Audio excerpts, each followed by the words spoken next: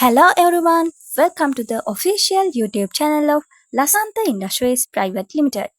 ඔන්න ඉතින් අදත් අපි අරගෙන ආවා අලුත් වීඩියෝ එකක්. මේ වීඩියෝ එකට like කරලා අපේ YouTube channel එක subscribe කරලා පල්ලෙහා තියෙන bell icon එකත් click කරලා තියාගන්න. අපි එහෙනම් යන් අපේ වීඩියෝ එකට.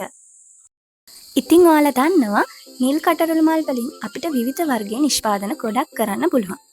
අද මේ වීඩියෝ එකෙන් අපි ගේන්නේ ලසන්ත ඉන්ඩස්ට්‍රීස් ආහාර විචලන යන්ත්‍රයක් මගින් නිල් කටරළු මල් ව්‍යාපාරික මට්ටමින් විචලනය කරගන්න ආකාරය. විචලන ක්‍රියාවලියේ ආරම්භය විදිහට අපි නිරෝගීමත් නිල් කටරළු මල් තෝරාගත යුතුයි. මේ වෙලාවේදී අපි තෝරාගත්ත නිල් කටරළු මල් හොඳින් සෝදාගත යුතුයි.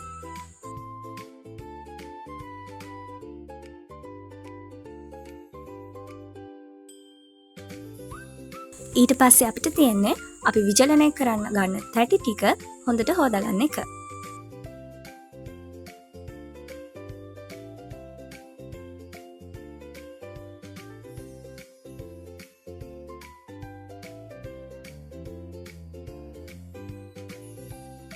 ඒ විදිහට සෝදා පිරිසිදු කරගත් තැටි වලට අපි නිල් කටරළු මල් සමානව තනි ලේ එකක් විදිහට හොඳින් අසුර ගන්න ඕනේ.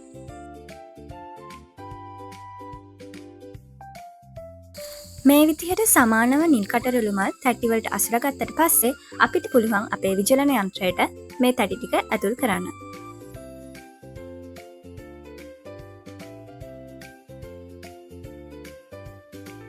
දැන් එහෙනම් අපි බලමු ලසන්ත ඉන්ඩස්ට්‍රීස් ආහාර විචලන යන්ත්‍රයක කොහොමද මේ නිල් කටරළු මල් විචලනය කරගන්න අවශ්‍ය වෙන උෂ්ණත්ව පරාසය ඒ වගේම කාලය හදාගන්නේ කොහොමද කියලා. ඉතින් මෙන්න මේ විදිහට සෙල්සියස් අංශක 55.5 සිට සෙල්සියස් අංශක 57 දක්වා උෂ්ණත්ව පරාසයන් වෙනස් කරලා සකස් කරගන්න ඕනේ.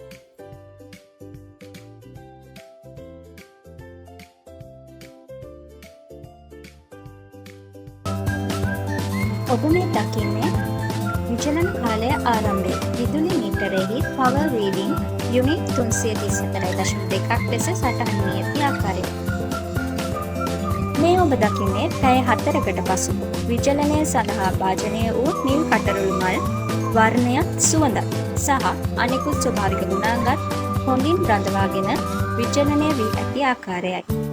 මේ ඔබ දකින්නේ විචලන කාලයේ අවසානය විදුලි මීටරෙහි power reading unit 334.6ක් ලෙස සටහන් වී ඇති ආකාරයයි.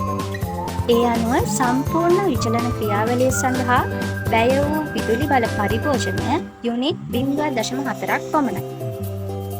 ලසන්ත ඉන්ඩස්ට්‍රීස් විචලන යන්ත්‍ර මගින් අඩු විදුලි පරිභෝජනයක් සහ උසස් තත්ත්වයේ ගුණාත්මක බවින් යුතු නිෂ්පාදනයක් ඔබට ලබාගත හැකිය.